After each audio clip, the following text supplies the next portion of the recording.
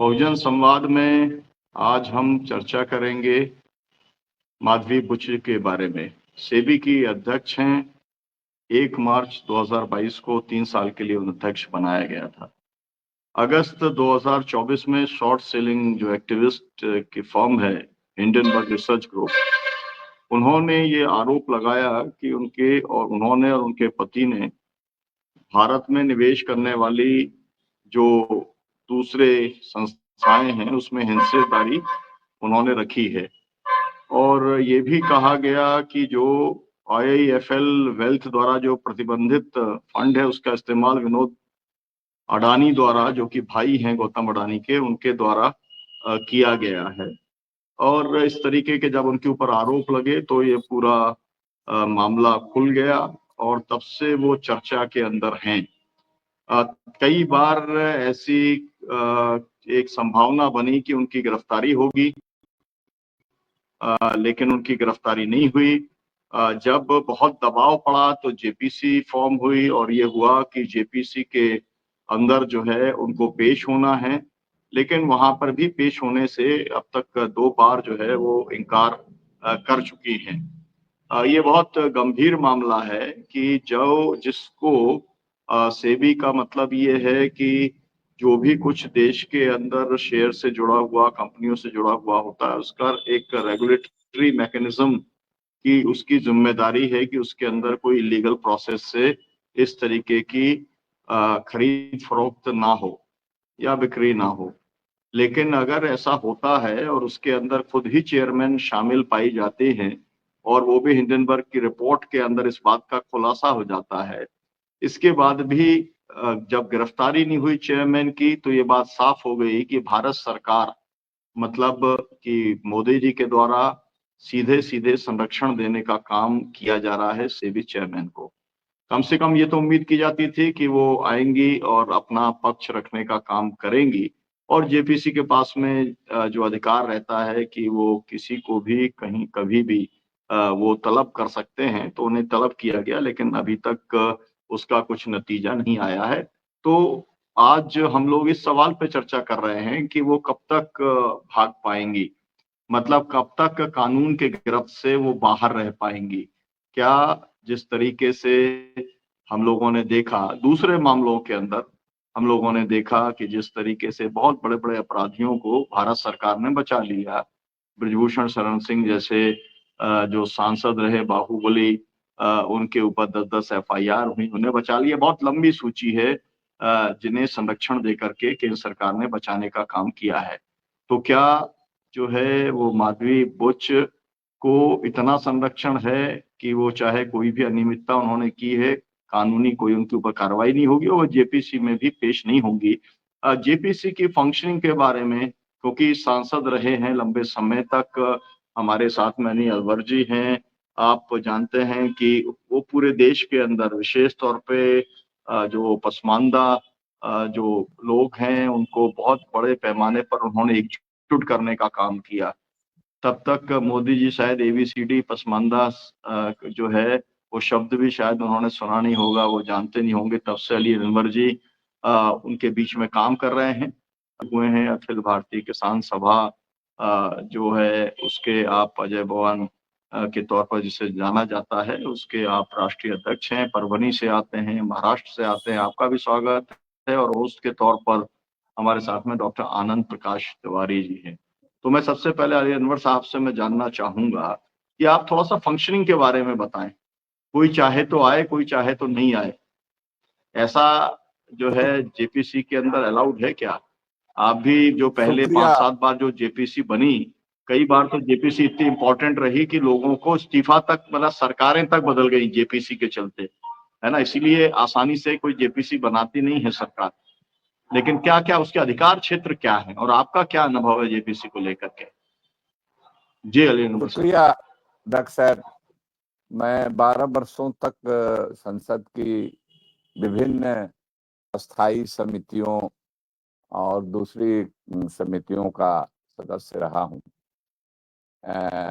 ये पहली बात इसमें जानने की है कि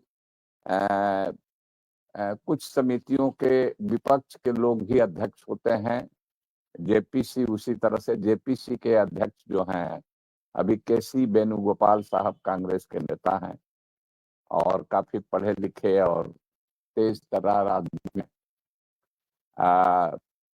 और इसमें जानने की और एक बात यह है कि माधवी पूरी बुच साहिबा को आने से डरना भी इसलिए भी नहीं चाहिए क्योंकि इसमें तो बीजेपी का बहुमत है। अध्यक्ष भले अपोजिशन के हैं सांसद, लेकिन बहुमत तो बीजेपी का है।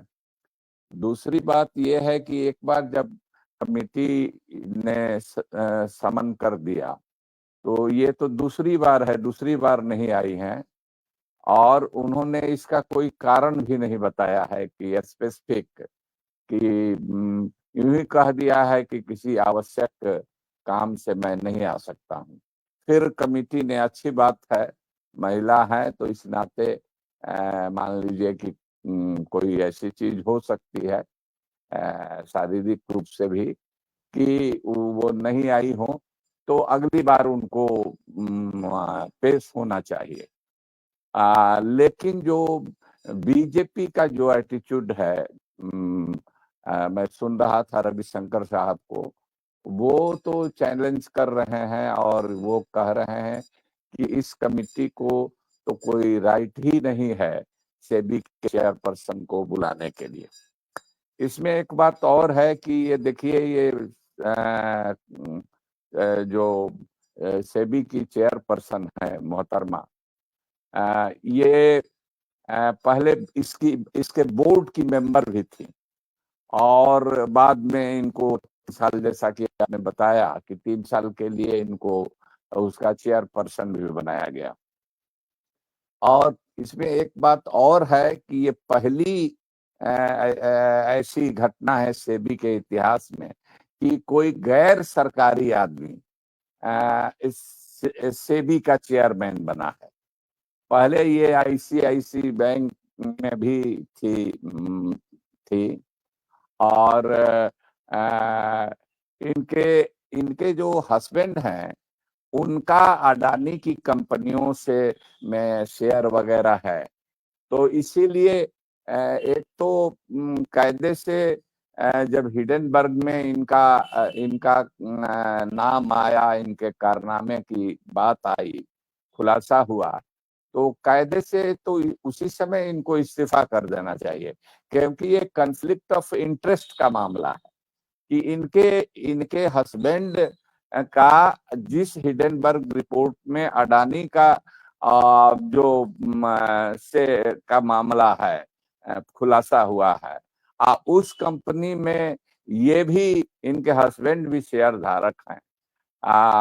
तो इसमें इनके परिवार का मामला है, तो ये मोरली तो इनको वहां से हट जाना चाहिए इस सुनवाई में, लेकिन ये जमी हुई है और इस बार नहीं आई है। और हमको लगता है कि बीजेपी का जो रवैया है, ये कहा जाता है कि ये प्रधानमंत्री जी और गृह मंत्री जी मोदी जी और ये आपको अमित शाह जी की नजदीकी हैं, उनके काफी पसंद की हैं। वो पहली बार निजी क्षेत्र का होते हुए भी इसका चेयरमैन बनाया गया। तो एक तो ये बात है। अब देखिए, हमारा जो अनुभव है, मैं जेपीसी में और इस तरह की कमेटियों में, आर्थिक मामलों में हमारी जानकारी कम है, इस तरह की कमेटियों में मैं नहीं रहा हूँ, लेकिन मैं एक दो ऐसी घटना का मैं कर सकता हूँ और इन पर प्रिविलेज का मामला चलना चाहिए और कमेटी अगर रिपोर्ट दे देगी इनके खिलाफ तो रिपोर्ट दे दे, सिंपली। प्रिविलेज का मामला तो और मुश्किल मामला है, तब तो उनको अगर चाहे तो वो गिरफ्तार करने का की भी बात कर सकती है, लेकिन अगर इनकी शिकायत और इनके खिलाफ रिपोर्ट भी दे दे, तब भी सरकार को मोरली इनको हटा देना चाहिए और इन पर कार्रवाई करनी चाहिए। लेकिन जिस तरह से बीजेपी खुल करके इनका बचाव कर रही है तो ऐसा नहीं लगता। तो दो मैं मामला में सबऑर्डिनेट लेजिस्लेशन नाम की एक कमिटी है, उसका मैं सदस्य रहा हूं, लगातार 12 सालों तक सदस्य रहा हूं। तो समझ लीजिए कि उसकी दो घटनाओं का मैं जिक्र करूंगा जिससे ला करके देखा जा सकता।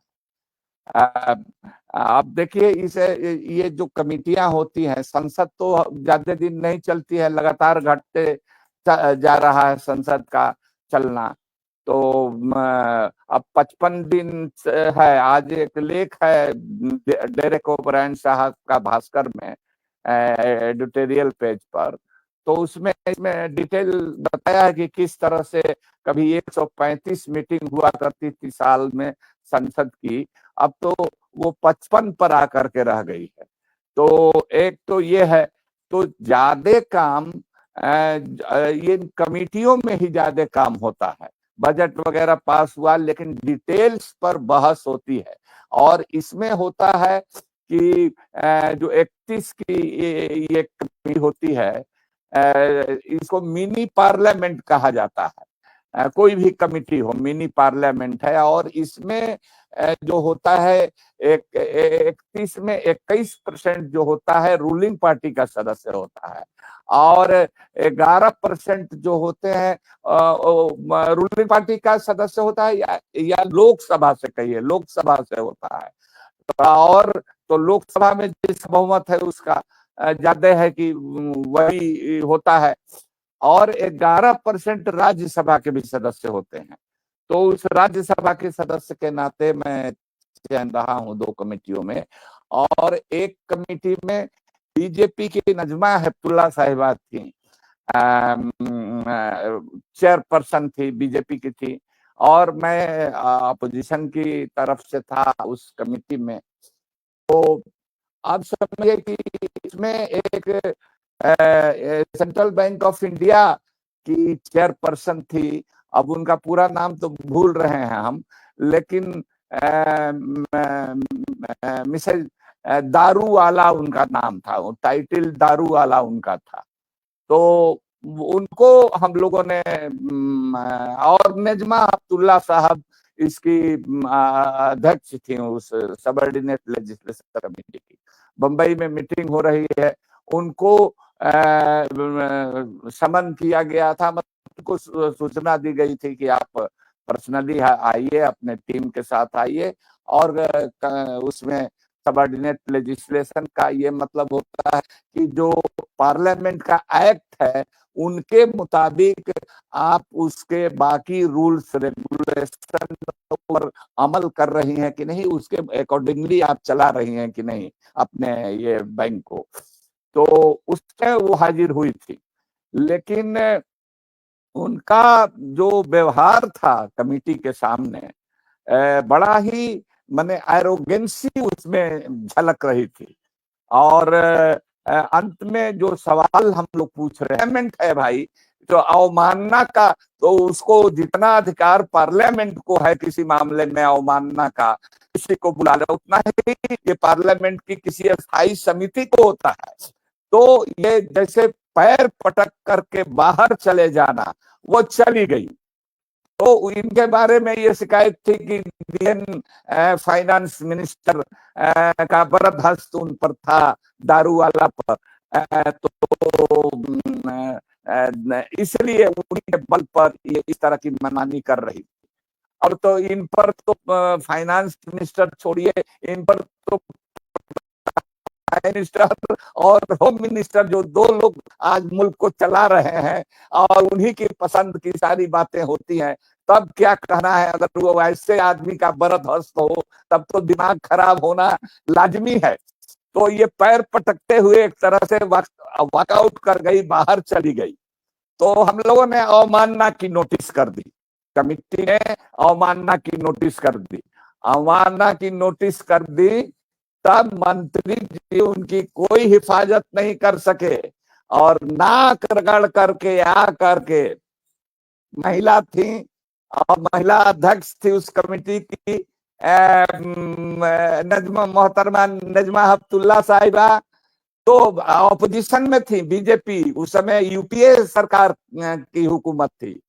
तो ना कर करके, माफी मांग करके, और राज्य सरकार जी भी जुड़ गए हैं। वैश्विक मामलों के आप विश्लेषक हैं, और ये जो पूरा, क्योंकि हिंडनबर्ग की जो रिपोर्ट आई और सेबी जो है वो लगभग इकोनॉमिक इश्यूज से जुड़े हुए सभी जो संस्थान हैं उसका रेगुलेटरी मैकेनिज्म को वो तय करता है, इसलिए उनकी भी काफी भूमिका रहती है। मैं अभी तो कॉमरेड राजन जी के पास में मैं आऊंगा, क्षीरसागर जी के पास, और उनसे मैं जानना चाहूंगा कि मतलब हम लोग कहते हैं अडानी अंबानी की सरकार है, तो उनकी सरकार है तो उनके जो लोग हैं मतलब जो कि उन्हें संरक्षण दे के चलते हैं, उनके ऊपर भी कोई कार्रवाई नहीं होगी, तो आप इसे कैसे देखते हैं पॉलिटिकली भी और जो है संभावनाओं के तौर पर भी? सेबी एक रेगुलेटर का रोल करना है, और ये रेगुलेटर पूरा फाइनेंस सेक्टर को लेकर के जिस किस्म की रेगुलेटर की पावर होनी चाहिए। जब हम हमारे देश में जब हम लिबरलाइजेशन की बात करते हैं, जब मार्केट खुला हो रहा है, डीरेगुलराइजेशन हो रहा है, तो उसको रेगुलेट करने के लिए एक पावरफुल रेगुलेटर की जरूरत है। लेकिन ये रेगुलेटर का जो स्ट्रक्चर है वो भी सारी कंपनियों पर पूरा काबू नहीं पा सकता है। रेगुलेटर वीक है और जिसकी पहुंच भी नहीं है, ऐसी बातें। और उसी के साथ में जिस तरीके से एक पार्शियल इंटरेस्ट वाले लोग जो है वहां पर रेगुलेटर का रोल जब करते हैं, तो ये सरासर बात कॉन्फ्लिक्ट जो है सामने खड़ा हुआ है। जो हमारी एक संसदीय इंस्टीट्यूशन है जिसे कॉन्स्टिट्यूशनल रोल है, उसकी कोई कमेटी इन्हें कॉल करती है, तो उस कमेटी से ज्यादा पावरफुल होने की नशा इन लोगों में है, और ये चाहते हैं कि उसको बाईपास करे या उसके सामने प्रेजेंट ना हो। पीएसी एक कॉन्स्टिट्यूशनली रिकॉग्नाइज्ड एक बॉडी है, पार्लियामेंट है हमारा, जो जनता के अधिकारों के लिए बना है।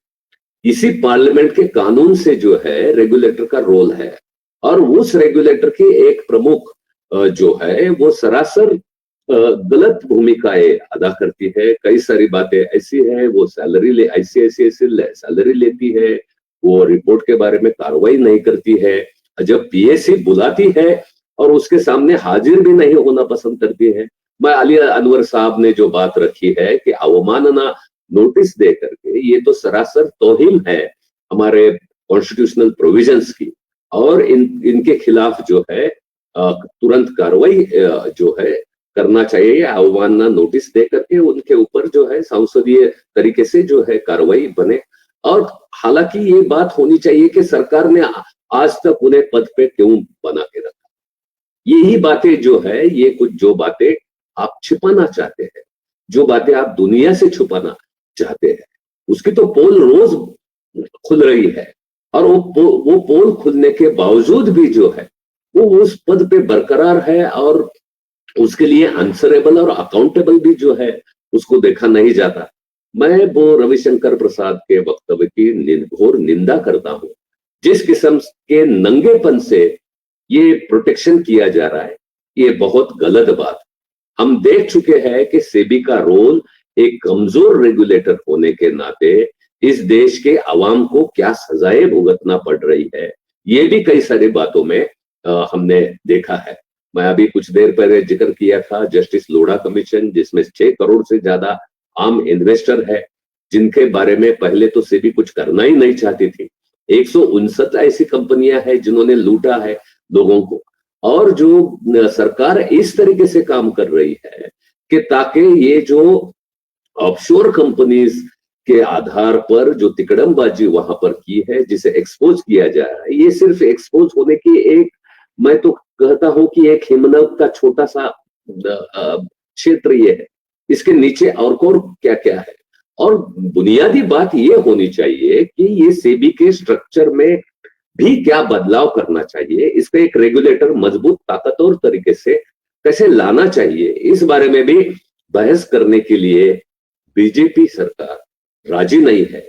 वो नंगेपन से अदानी और अंबानी की सरकार की का पक्ष लेते हैं, डिसमेंटलिंग सारी हमारी इकोनॉमी कर रहे हैं, पूरे देश की अर्थव्यवस्था पर एक बड़ा हमला इस तरीके से हो रहा है। मैं दर्शकों को जरूर बताना चाहता हूँ, एक तरीके से रिकैप करना चाहता हूँ कि आरोप असल में क्या लगे थे।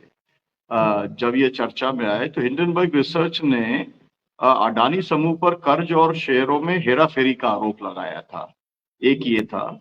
और चेयरमैन माधवी पुरी बुच पर जो वो जांच अगर करती हैं तो उनके हितों का टकराव है, क्योंकि इस कंपनी से उनके पति का और उनका पारिवारिक जुड़ाव रहा है, ये सवाल उठाया था। और इसके साथ में मिली भगत का आरोप भी लगाया था कि मतलब सेबी और अडानी ग्रुप का एक मिली भगत है। इसके साथ साथ में अडानी के जुड़े हुए जो ऑफशोर फंड हैं उसके अंदर इन्होंने निवेश किया है, इस बात को भी जाहिर करने का काम हिंडनबर्ग रिसर्च ने किया था। इसके साथ साथ में सेबी के अंदर जो भ्रष्टाचार है और उसी भ्रष्टाचार के चलते किस तरीके से सेबी लाभ देता है कंपनियों को, इसको उसने उजागर किया था। और इसके साथ साथ में जो जांच शुरू हुई थी, पहले सेबी ने एक जांच की थी, उस जांच को जानबूझ करके आगे नहीं बढ़ाया, इसके तथ्य भी हिंडनबर्ग ने दिए थे। और सेबी ने क्या किया, हिंडनबर्ग को ही कारण बताओ नोटिस देने का काम किया। और वास्तव में जो होना चाहिए था कि अडानी समूह के ऊपर कार्रवाई होनी चाहिए थी, अडानी को तलब किया जाना चाहिए था, लेकिन उन्होंने उसे तलब करने का काम नहीं किया। इस तरीके के तमाम सारे आरोप हैं, क्योंकि आम तौर पर याद नहीं रह पाता है, इसलिए मैंने एक तरीके से ये रिकैप करने का काम किया। अब मैं शिवाजी सरकार साहब से उनकी टिप्पणी में जानना चाहूंगा कि आप पूरी दुनिया के अंदर इस समय पूंजी की आवाजाही होती है और पूंजी की आवाजाही ही एक फ्री मार्केट जो है उसका पूरा कॉन्सेप्ट है। अब उसकी ये रेगुलेटरी बॉडी है। अब इसके अंदर अगर गड़बड़ हो तो ये इसका असर केवल भारत की कंपनियों पर नहीं पड़ता, पूरी दुनिया के शेयर मार्केट के ऊपर भी इसका असर पड़ता है। और ये बात निकल कर भी आई कि अडानी ने वो सबको मैनिपुलेट करने का काम किया।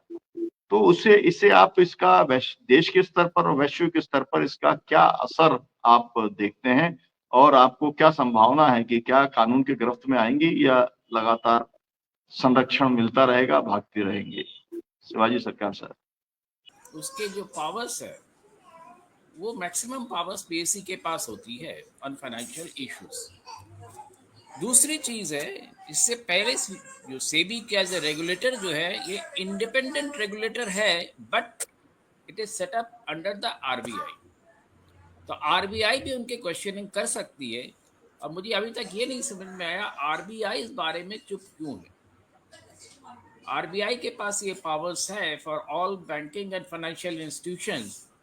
आरबीआई उनकी रेगुलेटर है और आरबीआई के रूल्स के तहत ही सेबी को बनाया गया है, सो दैट कि आरबीआई जो रेगुलेटर है उनके पास बहुत ज़्यादा काम होता है, सारी चीज़ें वो नहीं कर सकती है। और ख़ास करके हर्षद मेहता स्कैम के बाद जिस तरह से इसको बनाया गया है वो स्पेसिफिकली स्टॉक मार्केट के रेगुलेशंस के लिए बनाया गया है। अब सवाल है, आज अगर एक बार नहीं आई है, कल एक बार नहीं आई है, तो ठीक है, उसमें प्रोविजन है कि आप एक दिन के लिए, एक बार या दो बार के लिए जो है आप एग्जेम्पशन ले सकते हैं ऑन सम वैलिड ग्राउंड्स।